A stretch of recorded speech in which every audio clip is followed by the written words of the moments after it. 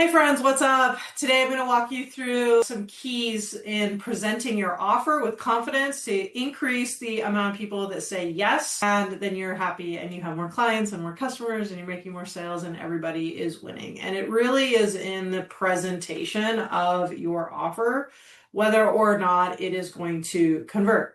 And so what I'm going to walk through with you today is I'm going to cover 5 big picture principles you'll be able to apply right away. I'm going to walk through some of the places where you might get stuck in the implementation of this. Now, these are big picture principles. You'll be able to understand them easily and you'll be able to think, okay, I can see why that's really, really helpful. Now, if you want to go into more detail and you want the step-by-step breakdown on exactly how to implement this into your business, we're going to do a 5-day workshop called Offers That Convert, and we're actually going to walk you through all the buyer psychology and how to customize this format and these principles for your specific business. So if you'd like to learn more about that, just go ahead and comment workshop below and we'll make sure to get the details over to you.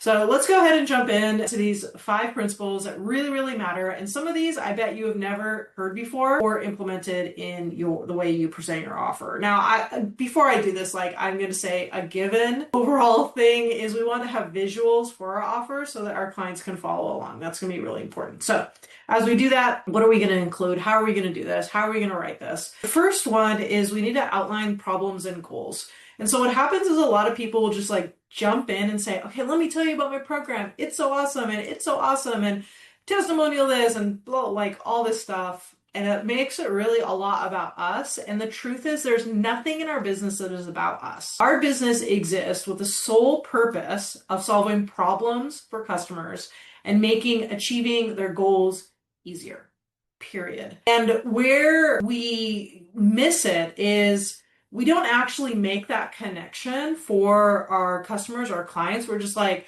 this thing is really awesome and you should get it. And if you don't get it, I don't know. I mean, I only want to talk to people who get it. It's our job to make sure they get it. And so when we start to present our offer, the first thing we want to do is be like, hey, this is where I'm sure you want to go. And then here are the things that are hard for people, right? We really need to outline the problems and the goals. So principle number 1 is to outline the problems and goals as you are going to present the offer, because the offer is the plan on how they, solve the problems and achieve the goals. The second thing is clear topics, results, or what's included. A confused mind doesn't buy. And so when we present ours, we're like, here are the 3 things we're going to work with you on. Here are the 5 things that you're going to get really good at if you work with us. And we're going to just make these things really, really clear. We don't have to go through every single detail, but they're going to want to know, what are they going to have at the end of this? Because people do not sign up to buy products or to buy services because they want the services or the products. What they actually want is the result at the end. And so we focus a lot on how the sausage is made. Nobody wants to know how the sausage is made. What they want is the bacon wrapped hot dog. And so that we have to focus on what is it going to look like at the end and make that really, really clear. So clear topics, results, and what's included. The third thing that we need to make sure that we include when we're presenting our offer is what makes this offer different than what else is out there. And it is likely that your customer or client or potential, they've already tried something. Maybe they've tried researching it on their own. Maybe they've tried other providers. Maybe they've tried nothing. Maybe they have tried other stores, right? They've probably tried something. And so what we have to do is we have to explain what makes us different. Now, what we want to do, because like it or not, we're all typically egocentric. And so one of the things that fuels us as business owners is we're like, oh, my thing is better than what else is out there. In fact, we can't really survive unless we believe that, right? And so we walk in with this attitude, my thing is better than everything is out there. Otherwise, why would we represent it, right? But when we come in with that energy, my stuff is better out there, it kind of makes us look like an arrogant jerk. And that's we want to be convicted, but we don't want to come across or arrogant. And what happens is as soon as I say something we've run this test, we talk to clients, we're like, okay, so if I say this coaching program is better than other programs because, and we're like, how does that make you feel? And they're like, oh, I instantly put up a wall. And we don't want to say things in our offer that are going to put walls up. So what we want to do is we want to say, here's what makes us different than what else is out there. And let them go, oh, I can see how that makes it different. And let them come to the conclusion that that is better instead of us saying it's better. In the differentiators, one of the things we also want to include is some sort of risk reversal. So something that makes them feel safe, that they're not taking on all the risk for moving forward. The fourth thing that we need when we're presenting our offer, and this one is really, really, really important, is a choice of two. So something like, do you want this starter option or do you want something more comprehensive? Do you want to start with 3 months together or would you like to do 6 months together? Would you like this group coaching or do you want group coaching plus one-on-one support? You can do two offers that are a little bit like smaller versus bigger. That's one way to do it. But at the bare minimum, we need to at least have two payment plans because people don't like being told what to do. And so we know this. If we've ever tried to feed a toddler, we're like, do you want this carrot? They're like, no. Do you want this broccoli? No, no, no, right? So people are just more likely to say no if you're asking them a yes or no question. Now, this is wired into our brain. So if I'm like, here's your one option, do you want it? They're just more likely to say no. We're not meeting people where they are. But when people have two choices, they're so much more likely to say yes to one of those options. So again, in our toddler example, we'll be like, do you want carrots or do you want broccoli? And they're like, I mean, you still get a 30% chance that they'll throw something at you.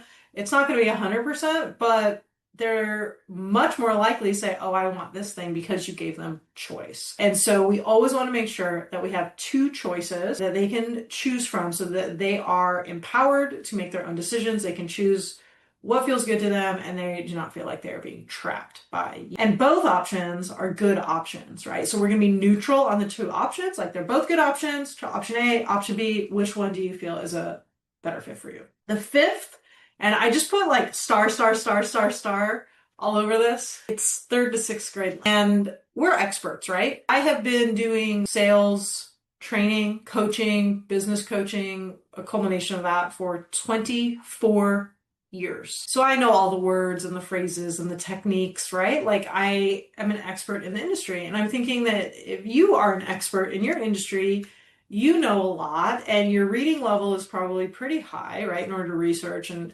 be an expert in the industry. And then we talk and it's kind of like, I don't know, like in college or in my MBA, I went to an economics class. I couldn't understand a word that he said. I could tell he was very smart and that he knew everything, but I was just like, what the heck is going on here? I couldn't follow his brilliance. And we've all been in situations like that. Now, to this day, I'm like, that economics professor was 100% brilliant, but I didn't feel comfortable in that class. I felt pretty dumb. I didn't do as well as I did in other classes, despite how brilliant the professor was and how credentialed he was, or still is, I'm sure. And it didn't increase my enthusiasm for doing more economics. And that's the opposite effect. And so there's this idea that in the conversation, we want to make sure that they're not like, oh, you're the smartest person in the room. We want to make them feel like they're the smartest person in the room. And the way we do this is by simplifying our language.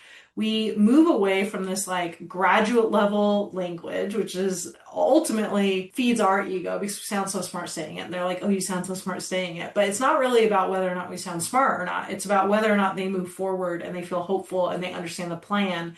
And they're like, I get this. I understand this. If they don't understand the terms in your sales conversation, a confused mind doesn't buy. But if they do not understand the terms, they're not going to feel that they can do it. And for most of our businesses, one of the biggest obstacles is belief in self, not belief in you. So what we have to do is communicate in a way that builds belief in them.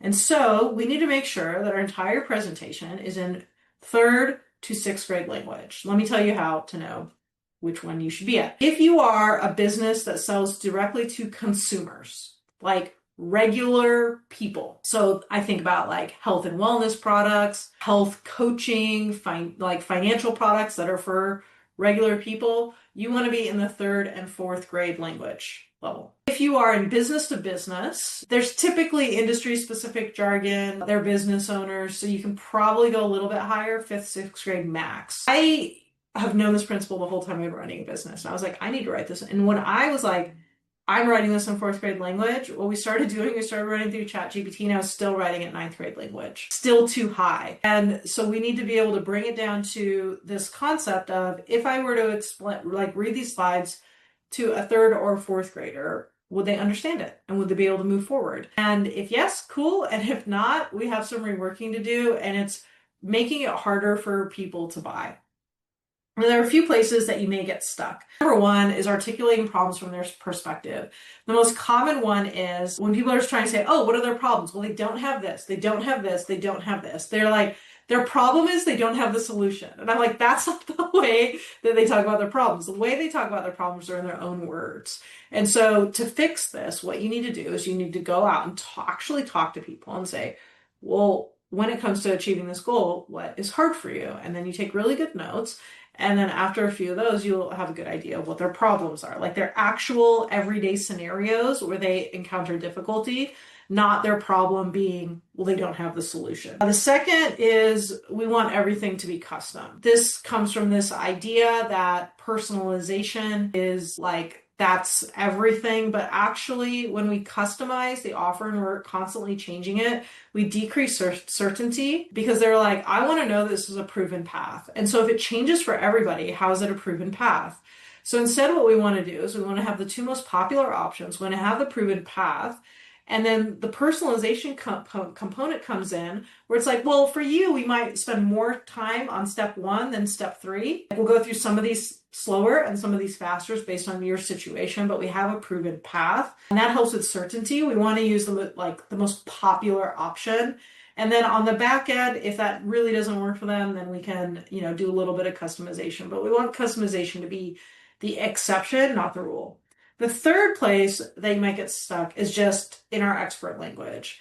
And so what has helped me, and what I use when I give personalized feedback to clients, is I just take the slides and I copy and paste and I put them in ChatGPT, and I'm like, what grade level is this? And typically it comes in somewhere between 9th and 12th. And I just say, well, can you rewrite this in 3rd and 4th grade and rewrite another version in 5th and 6th grade? And I look at what's more accurate. I can fiddle with it a little bit. And then I'm bringing more understanding to the way I present the offer, so that way people are nodding their head. We do not want people to have this glazed over look when we're explaining our offer. We want them nodding their head and smiling because they understand it.